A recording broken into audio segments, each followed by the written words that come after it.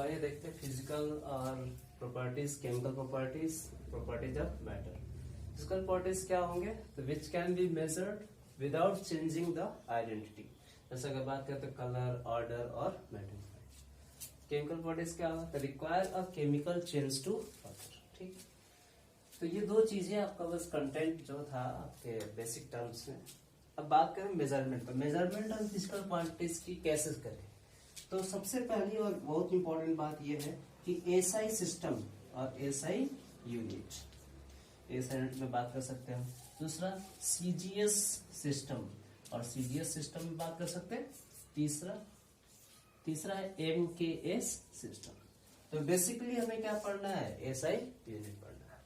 तो SI unit में 7 fundamental particles, 7 fundamental unit हुआ करेंगे, 7 फंडामेंटल फिजिकल क्वांटिटीज हुआ करेगा। जैसे 3 आपका बेसिक है जो बात करेंगे, लेंथ, मास और थर्ड टाइम। लेंथ, मास और टाइम, तो हम इसको बोलते हैं MLT। मतलब 3 जो डायमेंशन है वो 3 हमारा। और भी है हमारे पास, टेम्परेचर है, इलेक्ट्रिक करंट है और टेस्ला जिसका यूनिट हुआ करेगा। ये जितने भी है वो मैंने आपको दे रखा है नोट्स में। तो इसके हमने आपको चार्ट बना रखा है, एसआई यूनिट के क्या क्या यूनिट होंगे उसके, तो सब आप उसमें देख सकते हैं। ठीक है, चलिए इसे बना लीजिए।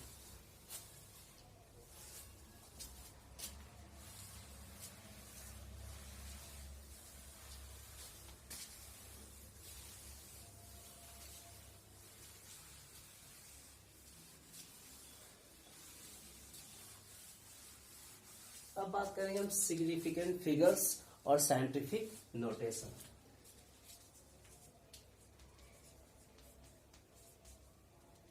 साइंटिफिक नोटेशन, तो देखिए साइंटिफिक नोटेशन की एक मैं एग्जांपल लेता हूं।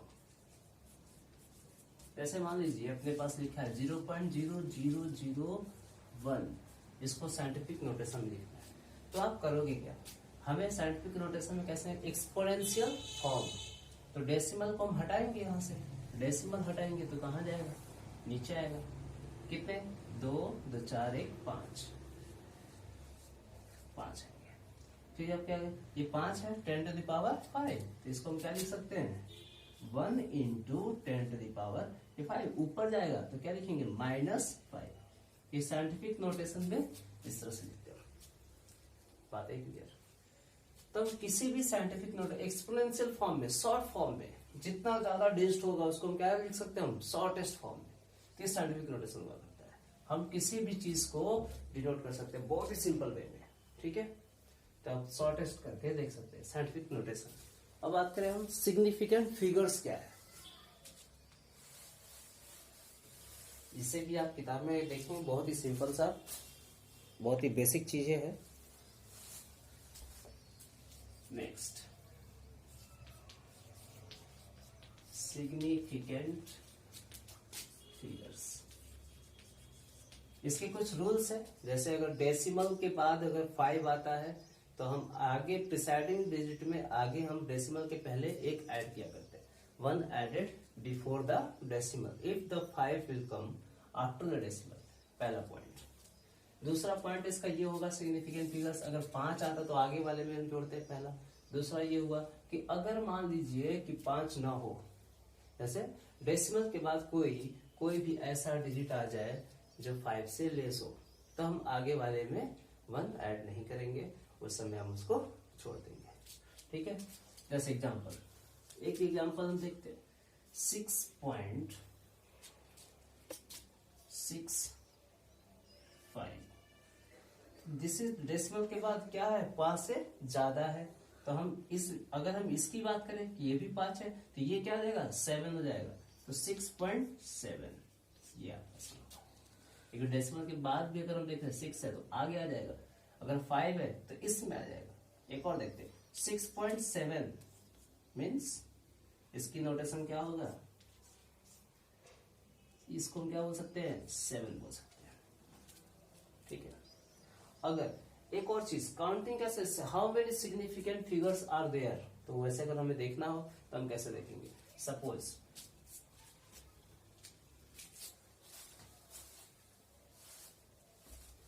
सपोज मान लीजिए मेरे पास कुछ 100 लिखा हो, ऐसा लिखा हो 100, how many significant figures are there.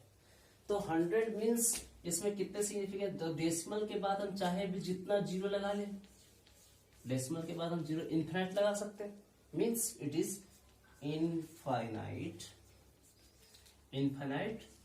Significant figure. Infinite होगा इसमें, क्योंकि हम डेसिमल के बाद अपने मन से क्या कर सकते हैं, जितना भी जीरो लगा लें। तो पहला केस, इस तरह की केस में इनफिनाइट होगा, क्योंकि वो 100 है, या फिर 100 दे दे या फिर 200 दे दे, उसमें इनफिनाइट सिग्निफिकेंट आएगा। ओके, दूसरी बात, और अगर हम सिग्निफिकेंट फिगर्स निकालें, जैसे मान लीजिए आपके पास दे दिए 0.027, how many significant figures are there. तो सिग्निफिकेंट फिगर्स कितने होंगे मेरे पास, 2। ठीक है, तो अब सिग्निफिकेंट फिगर्स हमारे पास क्या होगा, जो नन जीरो है, that is the 2 significant figure. Okay, तीसरा एग्जांपल ये दे रखा हो मेरे पास 2.01, हाउ मेनी सिग्निफिकेंट फिगर्स। इसमें कितने हो जाएंगे, 3 हो जाएंगे। डेसिमल के पहले भी हमारे पास क्या है, 2 है, डेसिमल के बाद भी मेरे पास क्या है, 0 1 है, तो यहाँ पे 3 सिग्निफिकेंट फिगर। बात है समझ, इससे भी काउंटिंग करेंगे, इससे भी काउंटिंग करेंगे। ठीक है, अब एक और चीज, इसे लिख लीजिए, मैं कुछ आपको क्वेश्चन दूंगा बनाने के लिए सिग्निफिकेंट फिगर्स पे।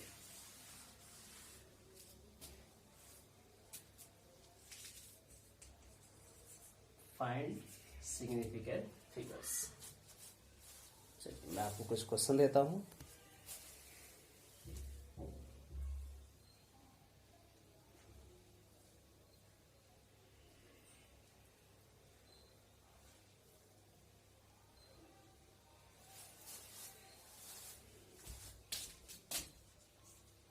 Zero 0.0052, how many significant figures, 2.005, C 200, D 0.200, and E 0.693। तो अब हमें ये देखना है कि कितने सिग्निफिकेंट फिगर्स होंगे। चलिए बातें आई क्लियर।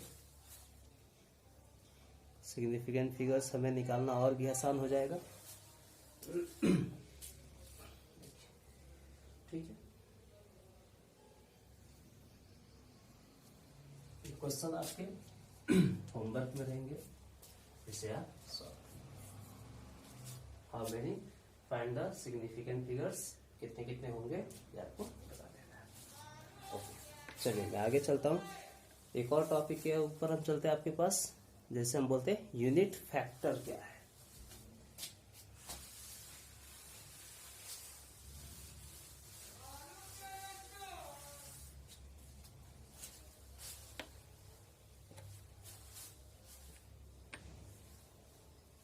तो एक हम क्वेश्चन लेते हैं, यूनिट फैक्टर,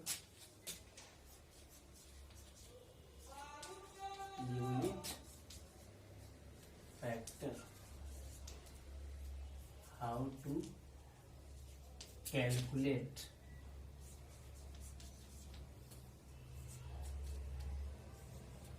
तो एक हम क्वेश्चन पे चलते हैं।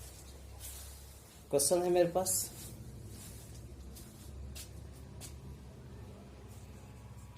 Calculate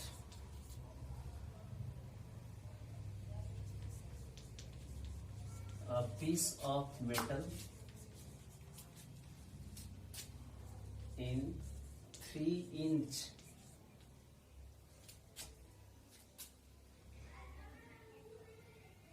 then what is the length in centimetre. 3 inch है, और हमसे पूछ रहा है कि सेंटीमीटर में उसका क्या होगा। तो क्या हो सकता है, बोलिए। We know that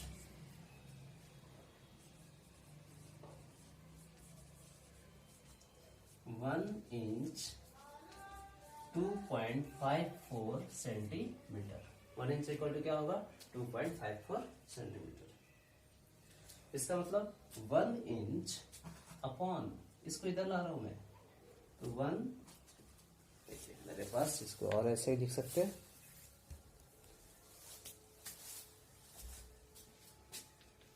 one inch, इसको इधर ला रहा हूं, 1 inch upon 2.54 centimetre equal to 1, ऐसे लिख सकते हैं। इसको ऐसे भी और लिख सकते हैं, 2.54 सेंटीमीटर, इसको इधर ला दे, अपॉन 1 इंच। बात एक ही है। इस पार्ट को इसके नीचे, तो यहां बचेगा 1, ये आ गया। फिर हम इसको दो तरह से लिख सकते हैं, फिर इसको इसके नीचे ला दे, यहां बचेगा 1। दोनों हमारा क्या है, इक्विवेलेंट है। बातें समझे। चलिए और आगे बात करते हैं। इक्वल टू 1, तो बोथ द साइड्स क्या है, यूनिट फैक्टर है। हम इधर से भी कर सकते हैं, हम इधर से भी कर सकते हैं। आइए बात समझे। तो 3 इंच में अगर हम बात करें, 3 मल्टीप्लाई करना पड़ेगा मुझे, 3 इंच,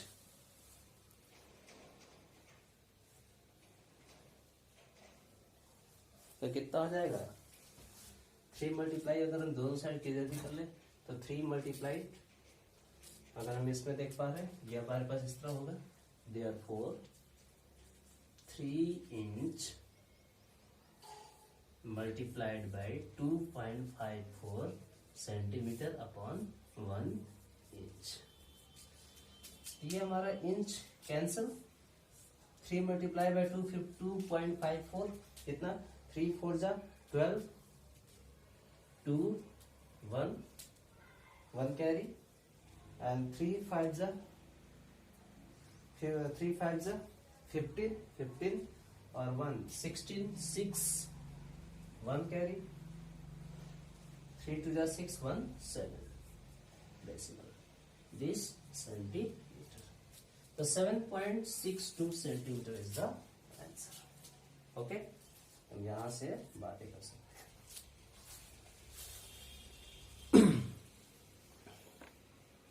नाउ लिख लीजिए इसे। कैलकुलेट करना था, क्या हम जान रहे थे कि 1 इंच में इतना सेंटीमीटर तो हुआ करता है। हमें क्या निकालना है, 3 इंच में कितना सेंटीमीटर होगा। तो हम बात करें 1 inch upon 254 equal to 1, therefore इसको हम ऐसे लिख सकते हैं, 254 centimetre upon 1 inch equal to 1, दोनों इक्विवेलेंट है।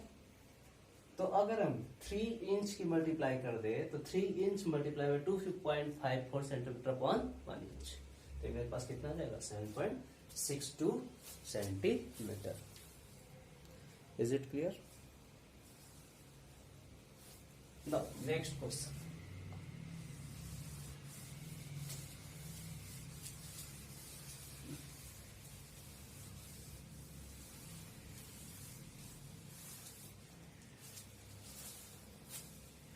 नेक्स्ट क्वेश्चन हमारा एक और मैं आपको दे पा रहा हूं।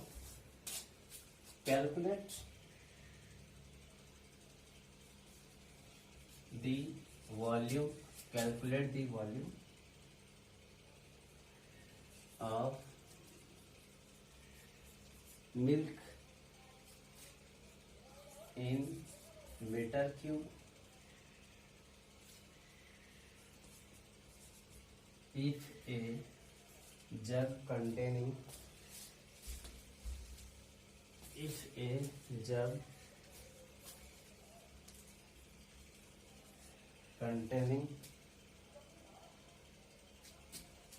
2 liter of milk